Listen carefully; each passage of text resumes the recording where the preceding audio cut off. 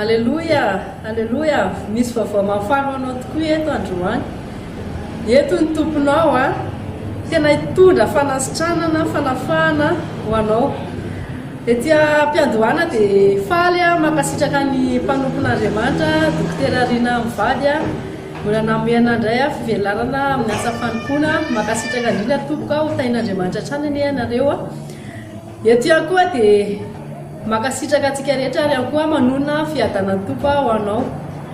Amin'izao fotoana izao dia manentana sady dia ny ety am-boalohany mba hipartazy izao fandarana izao ianao satria misy olona konkoa mba tia azo vaovao mafaro ohatranao ihany konkoa satria ianao zao eto fa manaraka eto dia mahazo dia namanao konkoa aloha mba hizaranao an'lehilahy ve mba azo le vaovao mafalo ihany koa mba hanasitrana anazy hanafaka anazy ihany koa satria mety manana olana ny namantsika any ambadibadika any mety marary ihany kokoa fa miandry an'izao partazy ataonao zao dia ho afaka izy ary hositrana izy hitra amin'ny hoanitsika avy hatrany fa alohan'ny anaovantsika vavaka aloha dia maka